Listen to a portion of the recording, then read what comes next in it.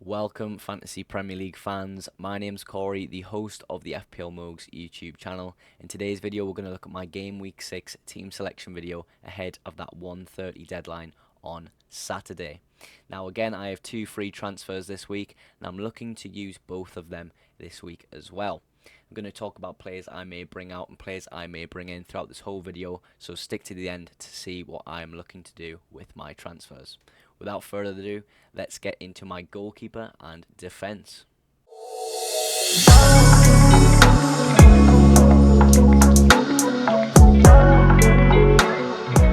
Now let's go straight into the team. So of course in goal with the rotation of Turner and Flecken. Flecken has the more favourable fixture with Everton at home. Now Brentford didn't look bad at all against Newcastle the other day, so why not put him in? I don't think I need to make any goalkeeper transfers up until my wild card, perhaps maybe getting in Areola instead of Turner. But overall, I'm really happy with my goalkeeper rotation at the moment. You know, not too many clean sheets, but you know, it seems to be working quite nicely as we go through the game weeks. Moving on, we have Sven Botman is a new addition to the team, but not for this game week. He came in last game week after my team selection video. Now, it was clear that I needed an extra player on my bench just to cover with the news of people missing out and not being in squads. Bit uncertainty about starters as well.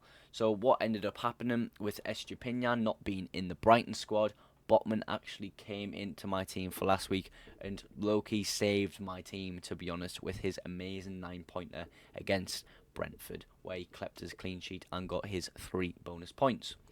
Now, Chilwell, on the other hand, playing Aston Villa at home, it's not a bad fixture for him this week. This is why he's in the team currently, but he could be making way in the next coming weeks. Now, he came on against Bournemouth, played 10 minutes, got a yellow card and came off with a 0-pointer.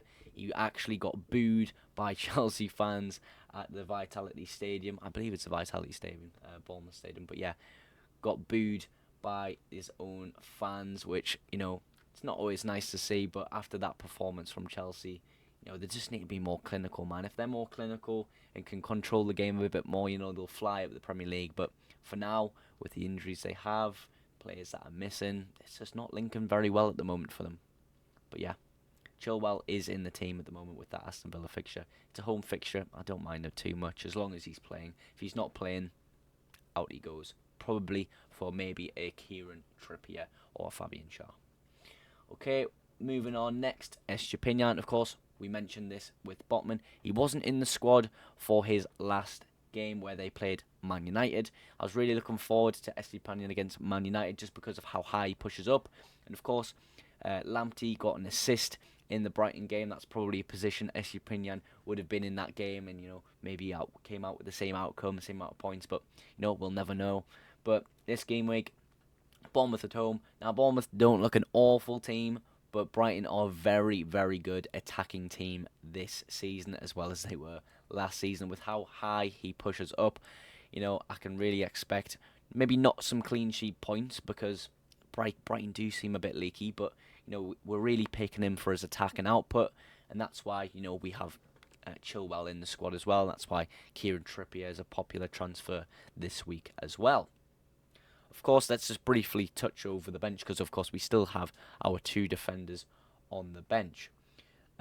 First off, though, let's talk about João Pedro. Now, João Pedro will probably make way this week for a forward transfer, whether that be Wissa, Edouard, Alvarez, or Carlton Morris. One of them 4 should get João Pedro's place. I know João Pedro is playing Bournemouth, but we just have no idea if he even fits in Brighton's squad at the moment. He's getting minutes here and there. Yes, he scored a brilliant goal against Manchester United and came off with a 7-pointer, but it's pointless playing him if he's only going to get 20 minutes, 10 minutes a game, or if he plays a full game. Who knows what this man is going to get at the weekend against Bournemouth. So I think it's best to pick a 90-minute man just to be more on the safe side going forward on the forward substitution bench. You know, it'll probably, if it's one of the 4 picks I spoke about, they will probably play the game unless it's Carl Morris. Really, he'd be just in for the double game week next week. But yeah, that's what I'm going to do with João Pedro. Moving on, of course, Saliba, Tottenham at home. Tottenham, great and attacking team. You know, with the lack of goal threat from Saliba, you're really probably looking at a 2-pointer for the man against Tottenham. It's a really aggressive derby. There's lots of goals that tend to be in it, not many clean sheets. So, yeah, I think he can stay on my bench for now. I'm not too scared of a Arsenal clean sheet. It just doesn't seem likely for me. What seems more likely is perhaps Chilwell getting an attack and return against Aston Villa at home than a Tottenham clean sheet. So that's what would be the case on my bench. Of course, Kabore with Wolves at home. Not a bad fixture for Luton, but you don't know, because if I was going to have a 1-week punt this week, it would be Pedro Neto to come into my squad, for someone like Luis Diaz, who again is a minutes risk. Just because it's a fun pick. Luton are a bad team. Pedro Neto's got a lot of good attacking returns in the last few weeks. So yeah, that's my goalkeeper, my defenders, and my bench spoke about there, guys. Gonna move on to my midfield now. Now my midfield is literally the same. Nothing's changed as of yet. However, I do have a few transfers in mind, and I'll come to them just in a second. But let's talk about the players we have that are staying. So, Mbeumo, Everton at home. Good fixture. Everton did not look very good against Arsenal. Yes, they kind of broke away with Beto a few times, but nothing came of it. It was really controlled pick-up play by Arsenal. Let's tackle, reconvene, let's play out again. Everton don't look the best team, and I think Brentford can really take advantage of that after a disappointing night against Newcastle. I think they're going to look to come back with a win. Now, Luis Diaz, I spoke about it last week. I think it could be time for Luis Diaz to make way. Not a bad fixture with West Ham, but West Ham playing actually not too bad defensively at the moment. They kept Manchester City quiet for a decent amount of time, especially with the amount of shots Man City had. It was crazy. Areola obviously playing a massive part of that. But yeah, if he's not getting minutes, I can't play him. It's simple. It's the same as João Pedro. Yes, I love both the ideas of the players. If they get the minutes, they are good picks. Decent players, skillful, can score, can assist. But if they don't get the minutes, they're not going to get the opportunity to do those things. This is why I need a 90-minute man. And this is another suggested transfer that I could do that I spoke about last week, which is coming more to fruition this week. Now, Luis Diaz could make way for Mohamed Salah. Now, I had Mohamed Salah at the start of game week 1. Really enjoyed him, captained him game week 2.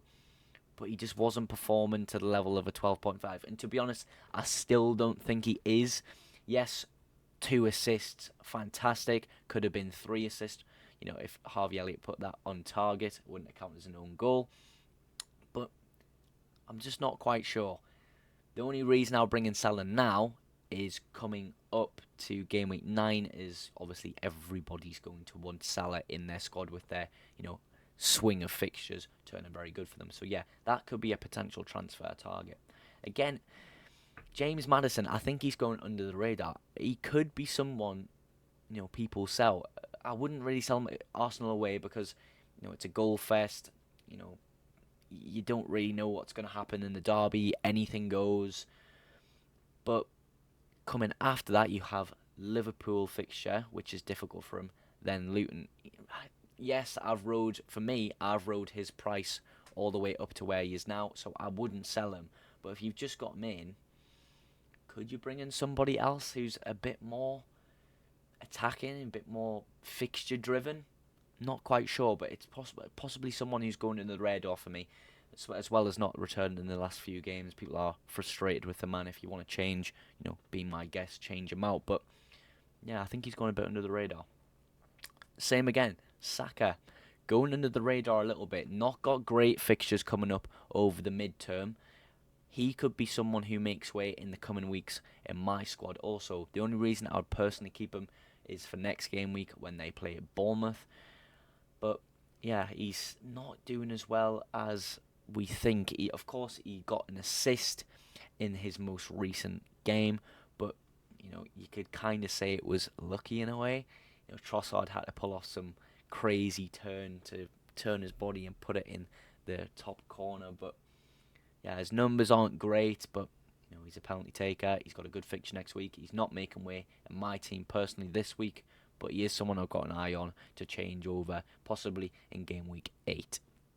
Now, Matoma, Bournemouth away, again, as we spoke with Estupinian, good fixture.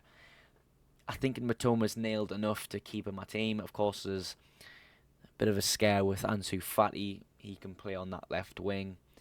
Does Matoma need a rest after their game this week? I think it's Thursday they play in Europe. I think we have to wait and see.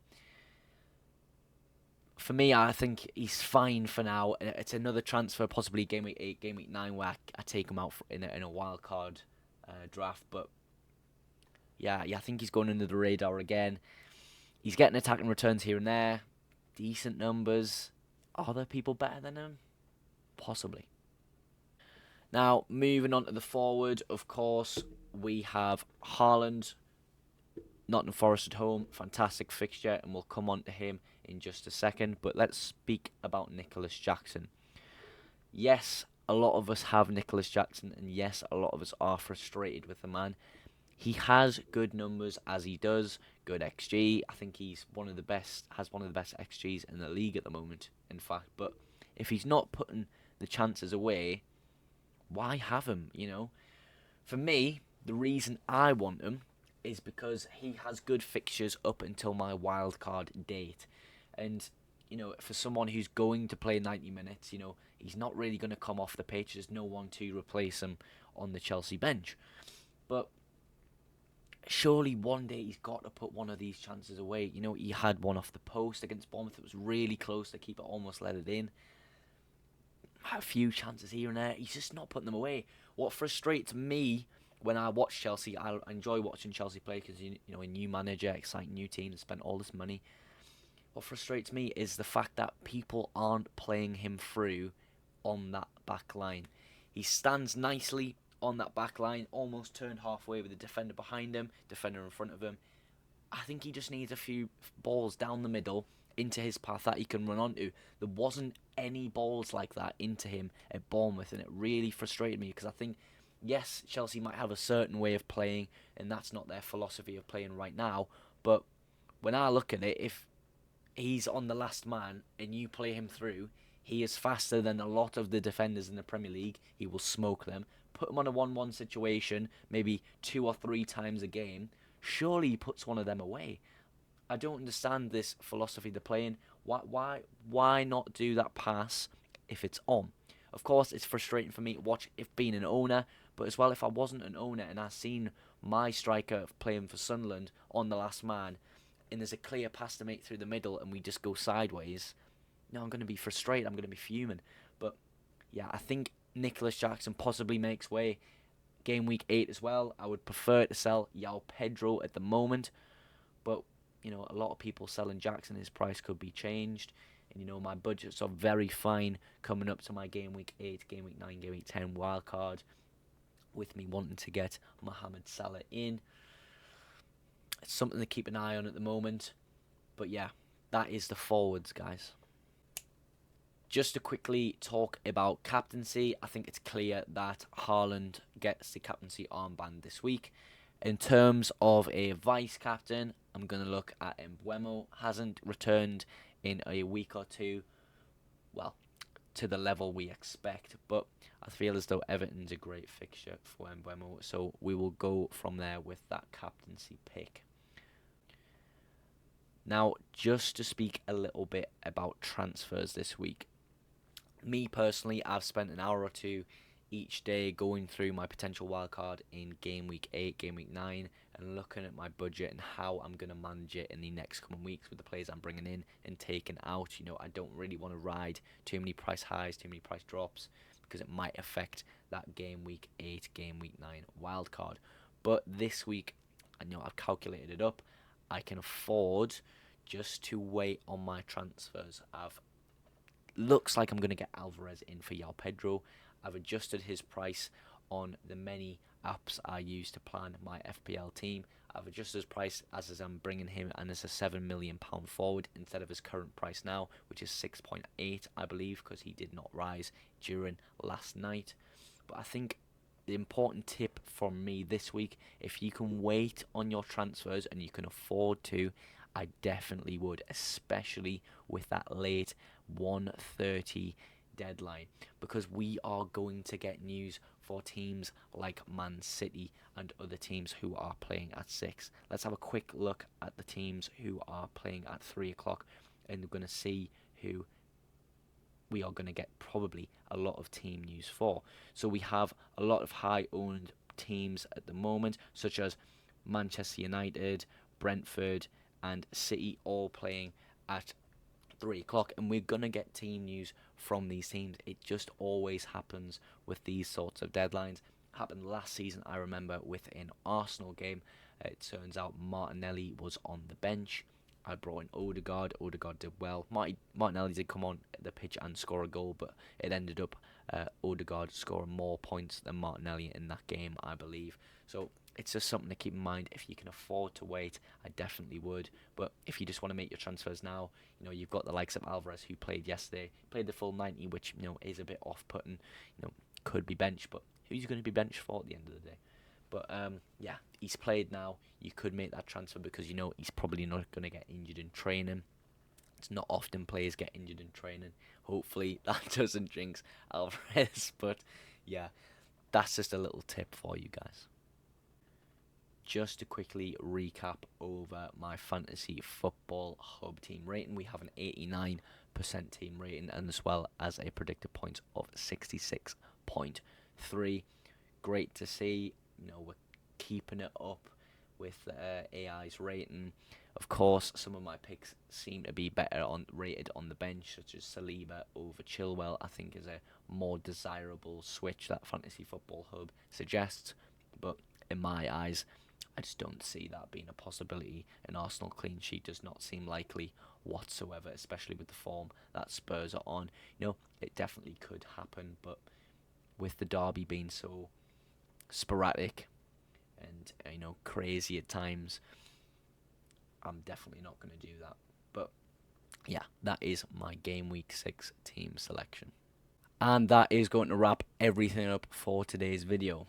If you've enjoyed yourself and watched to this point now, please consider dropping a like and a subscribe. Just helps me grow my channel, as well as it lets you know when my latest videos are out.